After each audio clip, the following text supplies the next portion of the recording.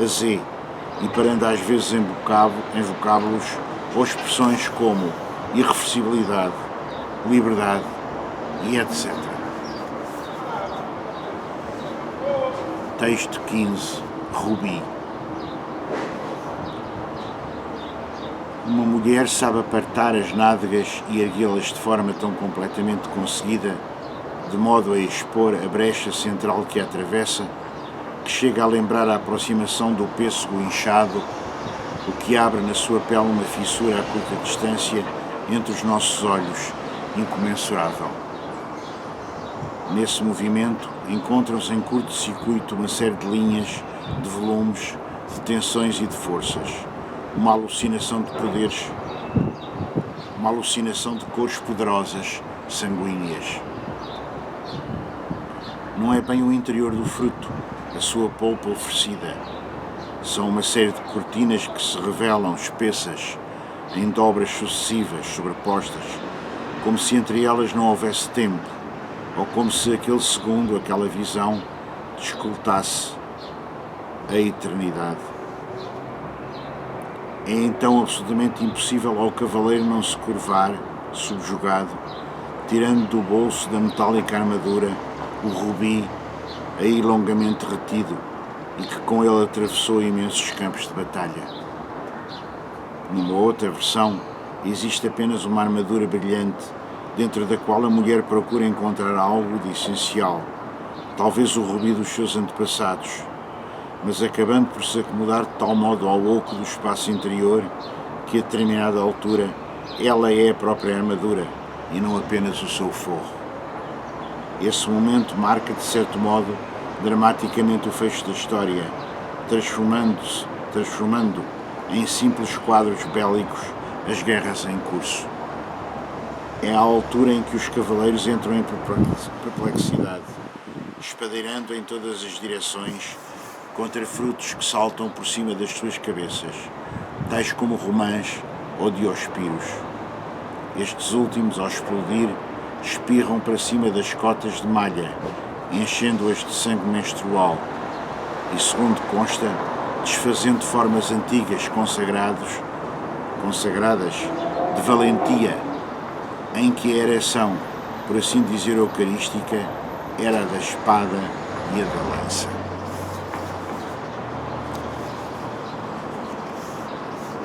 Poema 16, Topázio. É-me hoje possível, diz o olhar, subir lentamente como um dia dos teus pés até aos teus joelhos e contemplar a luz das tuas pernas. É hoje possível, diz o olhar, sobrevoar como uma águia lenta o domínio de Vaux-le-Vicomte e chegar a pousar no começo das suas escadarias, colocar a cor pétrea das asas contra a cor pétrea dos degraus, o azul das penas sobre os sinais do tempo. É hoje possível assistir a uma seara ardendo sobre o teu pelo púbico, atiçado pela luz do poente entre os jardins. É possível a águia, esticando as suas asas, entrar nas abóbadas do ventre e, guiada pela matemática que segura a tensão dos arcos, depositar aí uma vela, uma intenção de anjo nu, entre a majestade das estátuas em câmara ardente. É possível voar, ir entre as árvores nos corredores das álias, como se fosse um dia caminhando num jardim, sem destino, apenas para contemplar a fachada esplendorosa, guardada de cada lado por um seio, por uma águia, por um círio, por uma cabeça de cão, enrouquecido em saliva de líquenes, pela pose das pianhas, onde as cabeleiras armadas ofuscam a direção dos rostos. É possível, ao olhar, enlaçar o teu pescoço como uma grinalda e regressar incólume a esse mundo inócuo. É possível, a uma equação de voo, transportar e depositar o núcleo do topázio, pousar na cama do Visconde, colocar aí, onde o poderoso financeiro jamais se deitou, o nódulo fulvo, aquele cuja luz coincide consigo mesma. deixar contra a seda grená do interior deserto, contra os ecos dos passos do passado, a carta da inquietação, da brevidade, a letra da sombra, a luva oca de taftá. É possível ver-te deitada em toda a nudez do palácio, ambas as arquiteturas coincidindo na vibração uníssona dos pináculos, e sob a perfeição delas pousar as aceradas garras, as presas de águia, contorcidas como os efeitos dos buchos, como as ondulações dos versos, simultaneamente, meu Deus, poderosos e impotentes.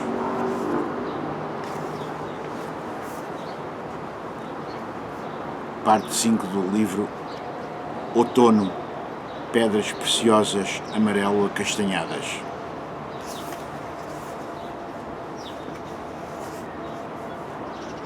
Poema 17. Âmbar. Quando a libelinha se aproxima, ampliada 1000 vezes, do botão inchado da flor, do seu rosáceo veludo, não terá isso algo a ver com os jovens...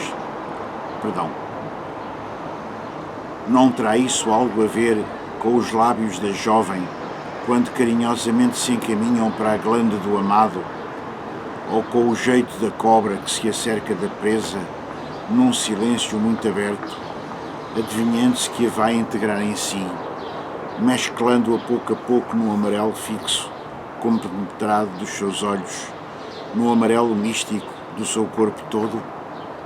E essa cor de âmbar, esse indecifrado exposto, não será o sítio de onde nos olha fossilizado o cerne do mundo? Nisso talvez resida o princípio geral da degustação, que qualquer um pode ver à vista desarmada. Tudo se encaixa e se acerca mutuamente, com uma luxúria anterior à queda, pois até o brilhante abraço do amor e da morte se encontram presos num enlace interno, prévio ao próprio silêncio, e onde habitam o interior da joia. Matéria una, pedra polida, de onde sairá um dia glorioso o corpo intacto do hermafrodita.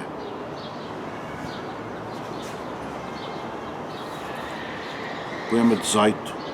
Cornalina. Que há no rosto que lhe é tão oblíquo? O que está nele de ausente, para onde olha o que não olha nele? Porque é que no nosso olhar lhe fica sempre um pouco abaixo? Porque vergamos os olhos perante o poder com que nos retrai, olhando-nos. O segredo não está no corpo, nem na sua auréola, nem no gesto, nem na avidez do nosso olhar.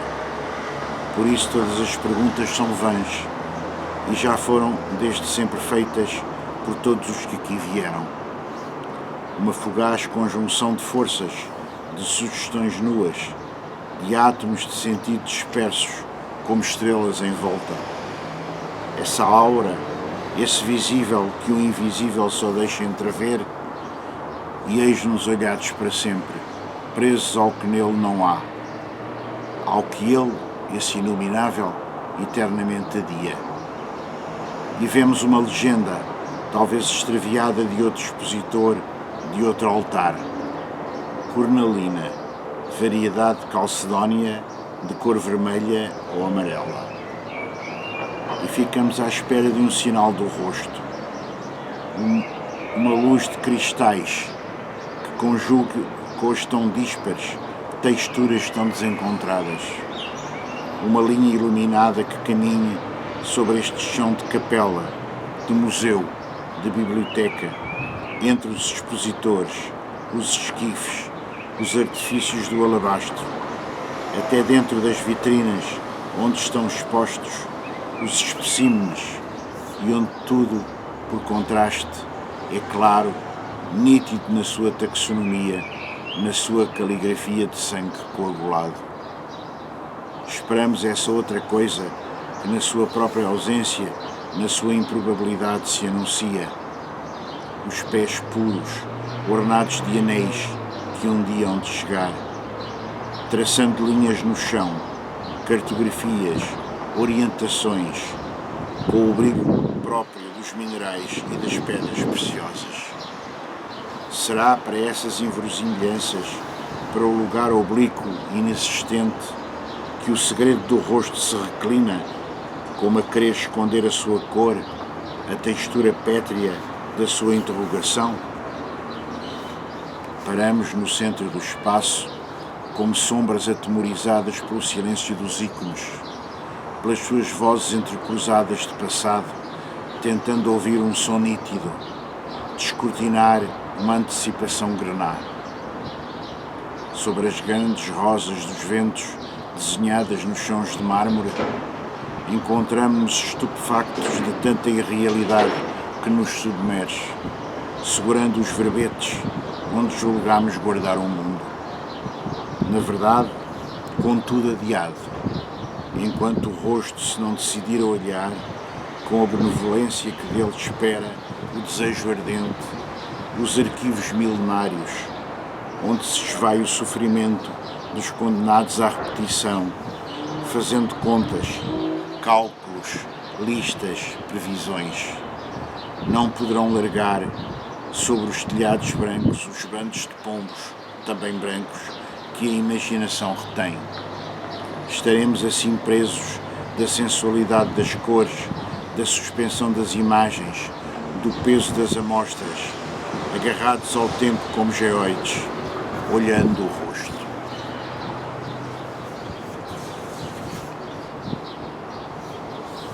Texto 19. Ouro. Debaixo das cidades correm ainda os rios de outrora, autêntica rede de veias que de vez em quando, aqui e ali, irrompe à superfície e traz suspiros do interior do corpo da terra. Como toda a gente sabe, nada é estável sobre a fixidez rígida dos prédios e, por isso, nem é preciso relembrar a voracidade dos milhões de ratazanas negras que habitam a umidade dos intestinos da noite. Quanto aos edifícios, eles apenas testemunham uma vontade insensata de arquitetar, de acrescentar volumes, um pouco à semelhança das palavras, que não cessam de engendrar outras palavras, ou das pessoas, que não terminam jamais de se agitar. Porque, embora um mundo sem movimento seja absolutamente inconcebível, a natureza dos seres consiste precisamente nesta sobre-irrequietude constante, sucessiva, em excesso e sobreposição, além de subterrânea, prestes sempre a emergir, a rebentar à superfície, ou mesmo a espalhar-se por todo o lado, como a luz ou as grandes epidemias que vêm dos canos e dos tubos que perfuram o território natural.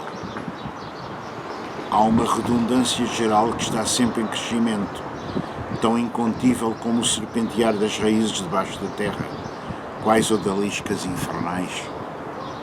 Pelo contrário, um mundo sem movimento seria talvez habitado por pássaros gélidos, por fotografias frias, numa paisagem horizontal, contendo todos os tons do branco.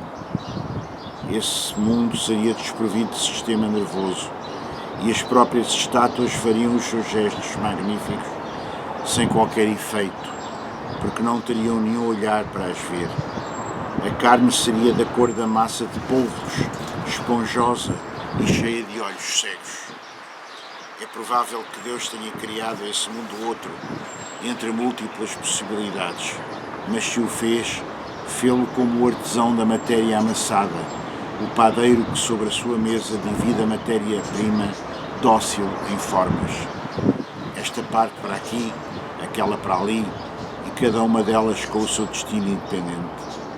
Do mesmo modo existiriam na imaginação dos homens cidades do ouro, em que os horizontes eram insuportáveis de ver a certas horas, tal a resplandecência da atmosfera. Entre as mulheres nuas, balançando em cadência, quais ninfas de novo mundo, e a ganância do ouro, de pegar, de comer e de se identificar com ele, até os mais polidos aristocratas a cavalo por um segundo hesitavam, num momento esplendoroso da descoberta, como se tivessem ficado à porta de uma fotografia de Candida Hoffer, temendo entrar em tamanha monumentalidade, disponibilidade, pertença. O ouro enlouquece mais do que o vinho ou a luxúria. É um valor mais perene, queima as mãos e converte-se em anéis de luxo que se colam à identidade da pessoa. Por isso todos o procuram, e os que têm tal poder levam milhões de homens, como ratazanas, a buscarem dia e noite debaixo da terra, cobertos de suor, uma riqueza que julgam poder depois ficar para eles. Nada escapa à perseguição do ouro, nem as faces das imagens nas igrejas, nem as lombadas dos livros que há séculos ocupam o seu lugar próprio nas bibliotecas, fazendo brilhar ainda mais os conteúdos, nem o próprio coração dos românticos burgueses que, por vezes com punhais de ouro, se suicidam. E tudo isto acontece enquanto nos quartos ao lado as ninfas de Klimt se masturbam com falos de ouro maciço, com ornatos em forma de cabeças de leão nas glandes, encontrados em Pompeia e que já há séculos faziam as delícias das mulheres deixadas umas às outras e à ignorância da lava que as viria a fundir. Ponto 6. Transfiguração do tempo na plenitude da luz. Pedras preciosas brancas ou prateadas, pedras preciosas incolores, pedras preciosas iridescentes. Texto 20. Cristal de rocha. Um dia encontrei a realidade e decidi penetrar nela. Com um golpe de cintura, passar finalmente para esse outro lado do espelho que sempre me intrigara. Cansado de literatura, de filosofia, de tudo quanto o ser humano engenhosamente engendrara, percorrido por 1000 vozes de poetas que me sussurravam na neve, como ruídos de trenós ao longe, num coro louco e esmaecido pelas nuvens vermelhas do nascente, desejei inadiavelmente lançar-me ao vento, expor-me ao desconhecido, trepar por uma pedreira alta e brilhante, entregar o meu corpo a uma mulher nua e exigir, para execução imediata: trabalha comigo, de uma vez por todas, restaura-me como se eu fosse um móvel, faz-me esquecer todas as palavras, todas as astúcias do verso. Leva-me para longe da terra do sentimento, esfrega-me contra as pedras lisas da ribeira para me tirares este sarro horrível de tudo o que me ensinaram. Faz-me esquecer, nem que seja por momentos, as multidões de metáforas hirtas, de sapatos altos de bico, intactas na sua beleza, que me perseguem e me assustam. Porque não há condição mais triste, mais penosa, do que viver entre citações, do que ser compelido todos os dias à frase, não conseguir escapar ao discurso que envenena mais do que o fumo do cigarro nos pulmões cobertos de pólvora. Dá-me um pano sujo, embebido em experiência, esfrega-me os olhos com lixa, crava-me as costas de pequenas lascas de cristal de rocha e com essa tábua viva passa-a sobre a terra, como se eu fosse um instrumento de lavoura. É tudo o que peço, envenenado pouco a pouco por poesia, poluído de leituras, cansado do que passa por inteligência e por sublime. É preciso uma desgraça qualquer que me distancie de todos estes eus que diariamente me perseguem. Texto 21. Diamante. Há 2000 anos que Cristo se estica na cruz na tentativa de ver o Pai. Os seus olhos de diamante total. Entre estremecimentos que sacodem toda a terra, atado pelos pregos ao madeiro que o enlaça, sobe e desce na sua atitude agónica e suplicante. Como figura exposta ao olhar de milhões de crentes, mesmo os que fingem indiferença, é a imagem do excesso pornográfico. Expressa o grito que todos fechamos na farinha esconde o sexo sob um manto que estranhamente nunca cai. Vem-se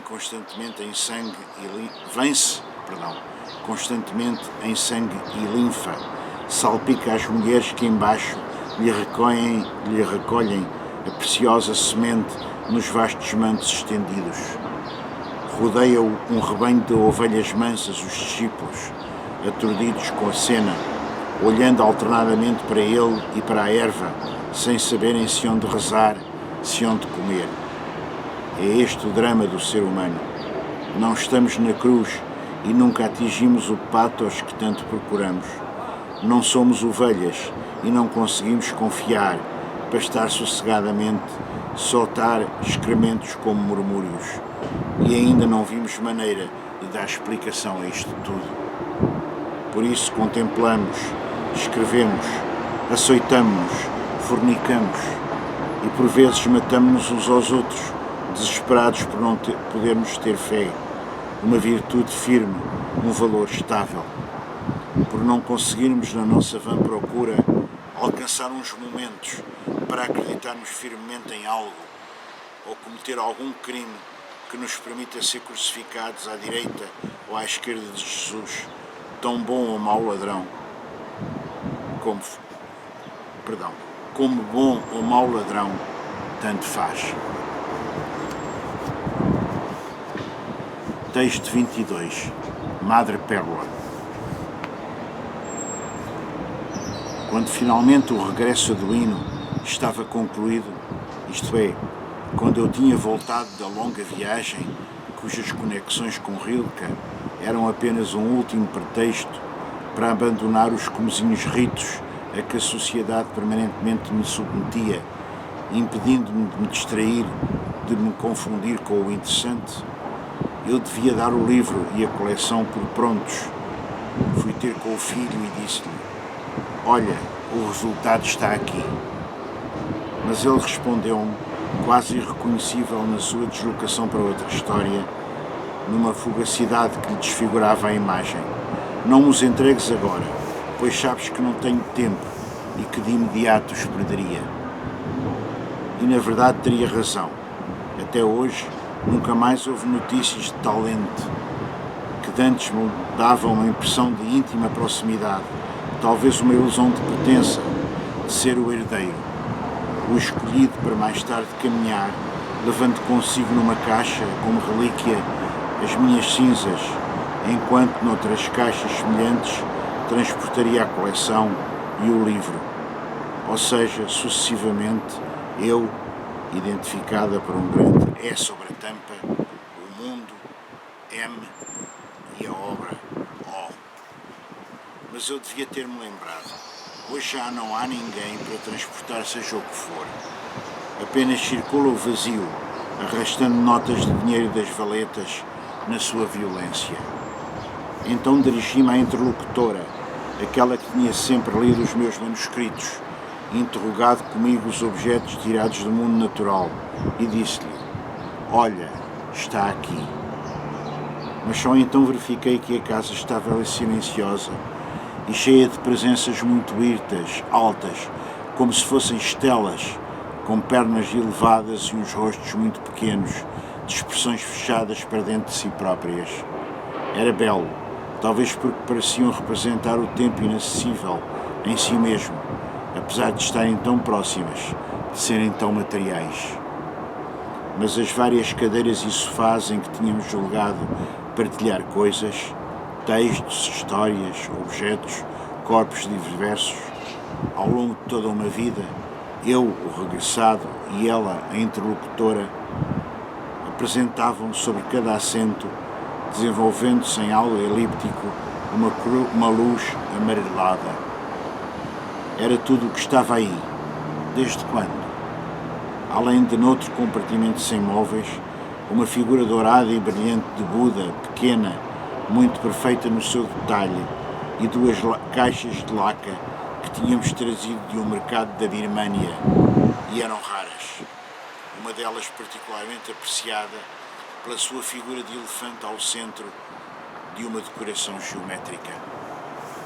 Abria na esperança de encontrar um vestígio de um novo futuro, e de facto continha um papel com os dizeres perfeitamente legíveis.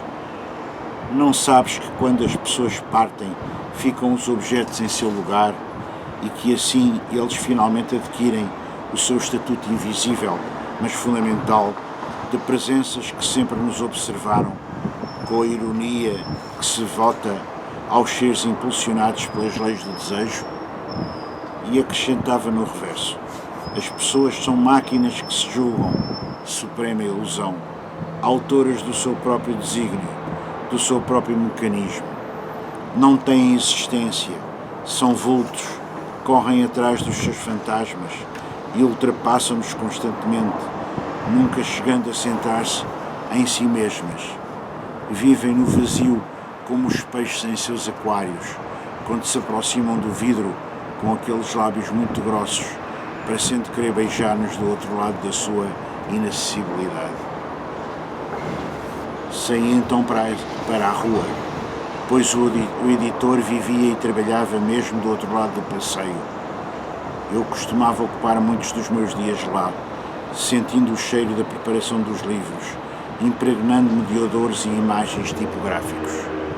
Às vezes ia às casas ao lado comer um bolo ou mostrar as caixas com as pedras semi-preciosas e preciosas que tinha colecionado aos agiotas que vendiam, aos agiotas que haviam de as vender no mercado. Mas a porta estava fechada e sobre ela havia um aviso numa escrita para mim indecifrável, talvez fosse aramaico, e dizia: mudei-me para outra cidade e continente, não sabendo ainda quando regressarei, ou se alguma vez voltarei aqui. Mas se você for um autor que me procura para entregar um manuscrito, deixe-o por debaixo da porta, podendo ficar certo de que o lerei atentamente, com a consideração de sempre, etc. Pensei então assim: tenho de encontrar os amigos. Alguém tem de ler o meu livro, de ver os meus achados. Para isso, onde estou, regressei, tomado pelos mais intensos sentimentos de urgência. E foi quando me veio à memória uma antiga, terrível sensação da interlocutora. Tu não tens amigos. As pessoas que te ouvem e dizem admirar as tuas descobertas fazem-no apenas para que as deixes o mais depressa possível, cansadas de ti. Tu interrompes constantemente os outros, solicitando uma atenção absurda. E de facto, nesse momento, como a confirmar o dito, ao procurar os que me tinha habituado a designar amigos nas grandes praças, onde os encontrava dantes convivendo alegremente em esplanadas, apenas via as fontes ao centro. Tinham grandes figuras torças, cinzentas, deitando água, e em volta delas múltiplas manchas de pombos negros, espelhadas contra os charcos da chuva, sobre um mosaico de lajes de mármore, estendendo-se para todos os lados, como uma imensa tapeçaria de pedra, carcomida pelas sucessivas caminhadas dos transeuntes. Acerquei-me então do centro, peguei naquele manuscrito, o único que tinha, e disse para mim próprio: isto é papel, uma substância que veio de árvores. É possível que os pombos a comam, que os satisfaça. E comecei assim a desfazer o que trazia em pequenos pedaços, como se migasse pão, e a lançar esses pedaços brancos às aves. Sentei-me então num banco a vê-las aproximarem-se. Disse-lhes apenas: olhem, está aqui.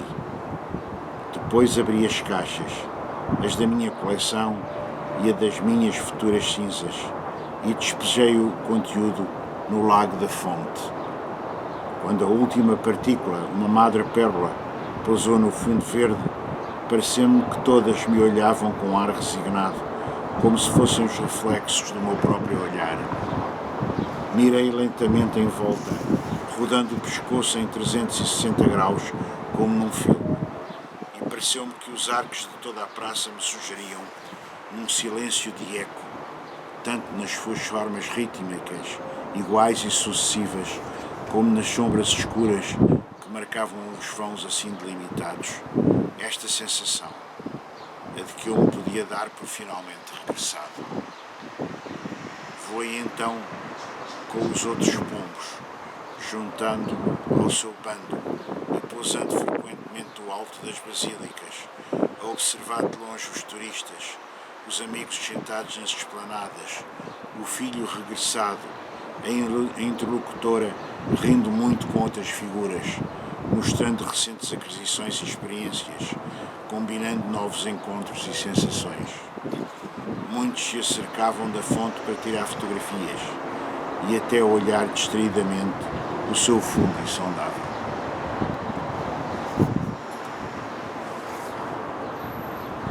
Texto 23, Opala, com alusão a uma imagem de Orlan, ela própria referência explícita ao êxtase de Santa Teresa de Bernini.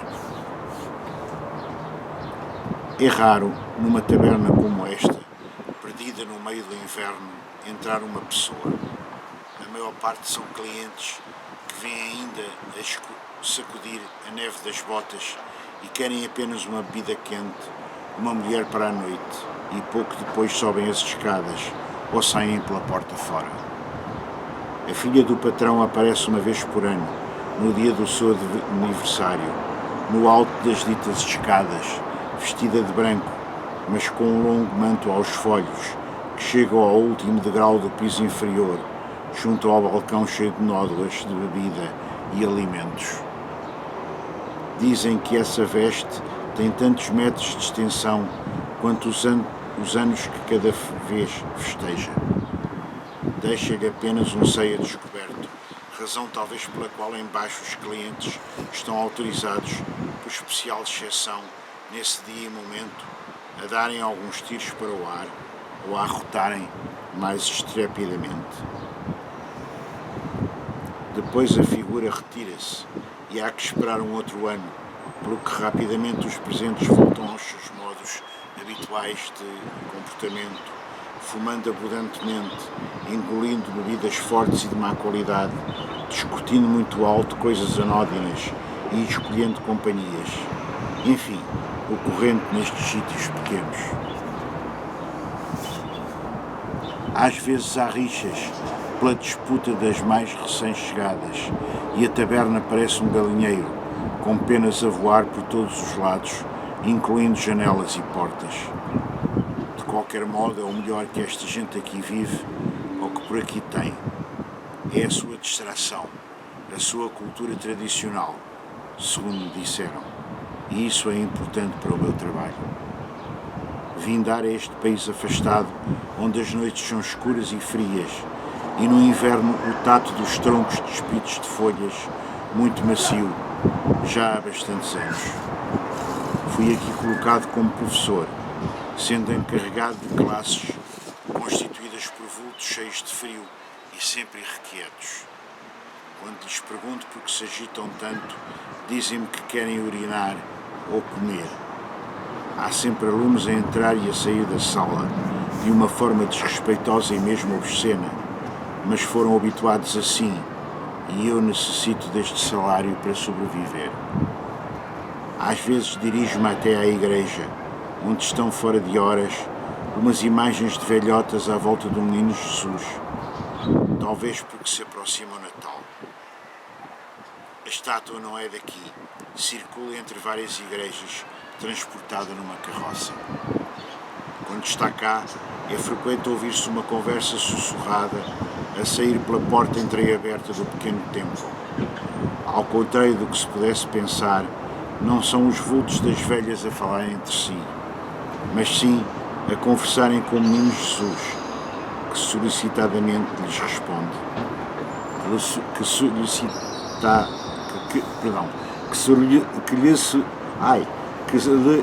solicitamente lhes responde.